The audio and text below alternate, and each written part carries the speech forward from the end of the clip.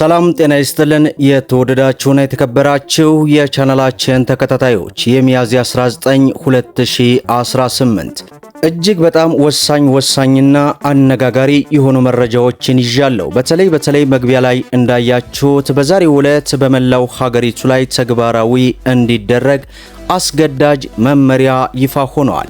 በተለይ ይህ መመሪያ በሀገር ውስጥም በውጭም ለምትገኙ ኢትዮጵያኖች በሙሉ ከ500 ሺህ ብር እስከ 1 ሚሊዮን ብር ድረስ የባንክ አካውንቱ ላይ መኖርና ማቅረብ ግድ ይላችኋል።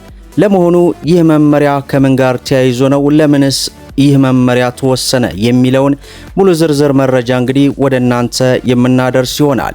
በተጨማሪም ሁለት መረጃዎችን ይዣለሁ። የነዳጅ ዋጋ እጅግ በከፍተኛ ሁኔታ ስለመጨመሩ ተሰምቷል።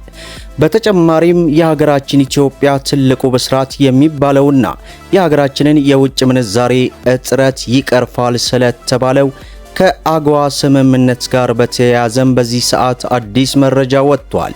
እነዚህን መረጃዎች በዝርዝር አንድ ባንድ ወደ እናንተ እናደርሳለን።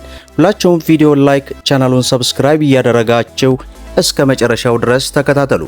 እንግዲህ ክቡራን ተመልካቾቼ መረጃዎቹ በዚህ ሰዓት እንደደረሱኝ ነው ወደ እናንተ የመጣሁት። በተለይ መግቢያ ላይ እንዳያችሁት አስገዳጅ መመሪያ ወጥቷል። ይህ መመሪያ የባንክ ሂሳብ ላይ ከ500 ሺህ ብር እስከ 1 ሚሊዮን ብር ድረስ መኖር የግድ የሚያስብል መሆኑ ነው። ለመሆኑ ከምን ጋር ተያይዞ ነው የሚለውን ሙሉ መረጃ ወደ እናንተ ከማድረሳችን በፊት ግን ከንግድና ቀጠናዊ ትስስር ሚኒስቴር በኩል አዲስ መረጃ ወጥቷል።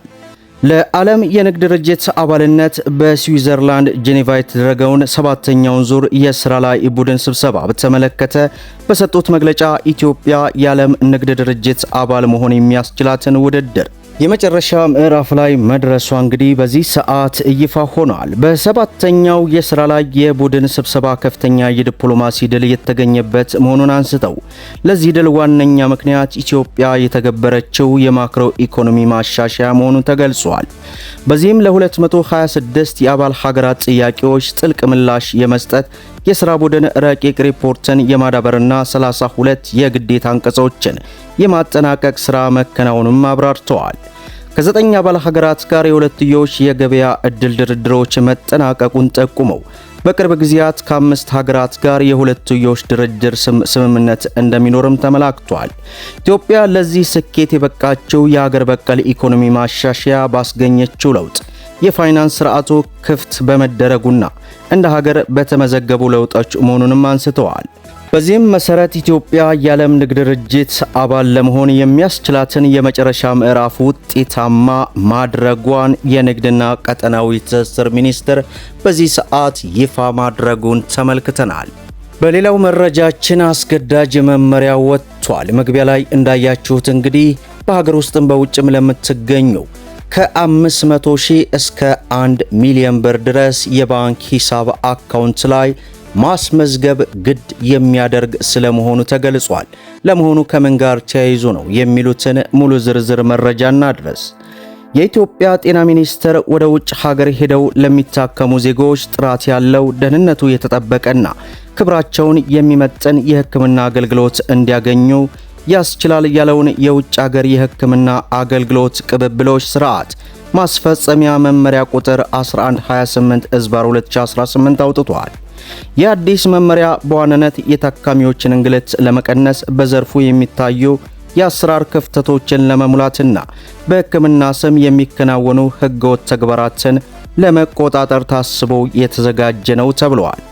መመሪያው በጤና አገልግሎት አስተዳደርና ቁጥጥር አዋጅ ቁጥር 1362/2017 መሰረት የወጣ ሲሆን ከሕክምና ቦርድ አሰራር ጀምሮ እስከ ወኪል ተቋማት የብቃት ማረጋገጫ ድረስ ያሉ ሂደቶችን በዝርዝር ይደነግጋል። በመመሪያው መሰረት አንድ ታካሚ ወደ ውጭ ሀገር ሄዶ እንዲታከም የሚፈቀድለት የሚፈለገውን የሕክምና አይነት በሀገር ውስጥ የማይሰጥ በመሆኑ ለምርመራ የናሙና ዝውውር የማይቻል በመሆኑ በከፍተኛ ወረፋ ምክንያት የታካሚ ሕይወት አደጋ ላይ የሚወድቅ መሆኑ ለክትትል የሚሄድ መሆኑን በሚመለከት አካል ወይም በሕክምና ቦርድ ሲሰጥ ብቻ ነው ይላል። ይህ ውሳኔ የሚሰጠው የሕክምና ቦርድ በሆስፒታሉ ሜዲካል ዳይሬክተር የሚመራና ከ3 እስከ 5 አባላት ያሉት ሆኖ በየሳምንቱ እየተሰበሰበ ውሳኔ እንደሚተላለፍ በመመሪያው ላይ ተካቷል። ወደ ውጭ ሀገር ለመሄድ ፍቃድ የሚጠየቅ ታካሚ የጸደቀ የቦርድ ማስረጃ፣ የታደሰ መታወቂያ ወይንም ፓስፖርት ማቅረብ ይኖርበታል። በተጨማሪም ለሕክምናው የሚያስፈልገውን ወጪ ለመሸፈን በባንክ ሂሳቡ ቢያንስ ከ500 ሺህ ብር እስከ 1 ሚሊዮን ብር ድረስ መኖሩን የሚያረጋግጥ ሰነድ ማቅረብ እንዳለበት በመመሪያው ላይ ተካቷል። ለንቅለ ተከላ ሕክምና የሚሄዱ ታካሚዎች ከለጋሽ ጋር ያላቸውን ስምምነትና የለጋሹን የጤና ሁኔታ የሚያሳዩ ተጨማሪ ሰነዶችን ማቅረብ ይኖርባቸዋል። ታካሚዎቹን ከውጭ ሀገር የሕክምና ተቋማት ጋር የሚያገናኙ ወኪሎች የጤና ባለሙያዎች መሆን እንዳለባቸውና ከሚኒስትሩ የብቃት ማረጋገጫ ምስክር ወረቀት ማግኘት እንዳለባቸውም ተደንግጓል። ወኪሎች ለታካሚው ስለሚሰጠው አገልግሎት የተጋነነ መረጃ መስጠት የተከለከለ ሲሆን በሩብ ዓመቱ ለሚኒስትሩ የሥራ አፈጻጸም ሪፖርት የማቅረብ ግዴታም ተጥሎበታል። ይህንን አስገዳጅ መመሪያ በሚጥሱ ወኪሎች ላይ ሚኒስትሩ እንደ ጥፋቱ ክብደት በጽሑፍ ማስጠንቀቂያ፣ የብቃት ማረጋገጫ ማገድና እስከ መሰረዝ የሚያደርስ እርምጃም ይወስዳል።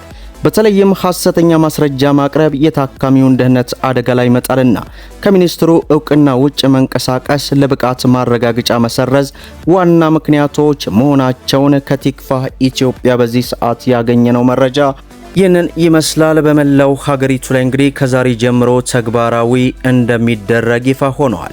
በሌላው መረጃችን የነዳጅ ዋጋ እጅግ በከፍተኛ ሁኔታ ጨምሯል። ኢራን የሆርሙዝ የባህር በር ቢከፈት እንኳን በምንም አይነት ሁኔታ ወደ ቀድሞ ሁኔታ አይመለስም በማለቷ የዓለም አቀፍ የነዳጅ ዋጋ በከፍተኛ ሁኔታ ጨመረ። የብሬንት ድፍድፍ ነዳጅ ወደ 107.58 ዶላር ገደማ ሲጨምር የአሜሪካ ድፍድፍ ነዳጅ ደግሞ ወደ 96.36 ዶላር ከፍ ብሏል። የኢራን ፕሬዝዳንት እንደተናገሩት የአሜሪካ ድርጊት እምነትን እያጠፋና ለውይይት ያለውን መንገድ እያወሳሰበ ነው ሲሉም ገልጸዋል። ኢራን ከአንድ ሳምንት በፊት አሜሪካን የእምነት መጓደል ፈጽማለች ስትል በመክሰስ ሙሉ ለሙሉ ተከፍቷል ያለችውን የሆርሙዝ ሰርጥ ዳግም መዝጋቷም የሚታወስ ነው። በተለይ አሁን ላይ በሀገራችን ኢትዮጵያ ያለውን የነዳጅ እጥረት በተመለከተ በተለያዩ አካባቢዎች እየተሸጠ ያለበት በ1 ሊትር እንኳን ቤንዚን እስከ 1500 ብር እየገባበት አካባቢ አለ። እናንተም እስኪ ያላችሁበት አካባቢ የ1 ሊትር ቤንዚን ዋጋ ምን ያክል ነው? ይህንን በተመለከተ ኮሜንት ላይ ለማስተማር ያክል እንግዲህ አስቀምጡልን እያል ለዕለቱ ያስኩላችሁ መረጃ ይህንን ይመስላል። ሁላችሁም ቪዲዮን ላይክ ሸር እንዲሁም ለቻናላችን አዲስ ከሆናችሁ ሰብስክራይብ በማድረግ በየዕለቱ የሚለቀው መረጃም እንዲደርሳችሁ የኖቲፊኬሽን ማብራታችሁን እንዳትዘነጉ እያልኩ ለዕለቱ ያስኩላችሁ መረጃ ይህን ይመስላል። እስከ ፍጻሜው ድረስ አብራችሁን ስለቆያችሁ ልባዊ ምስጋናችን እየሰጠን በሌላ ቪዲዮ እስከምንገናኝ ወሰላሙ አለይኩም ወራህመቱላህ።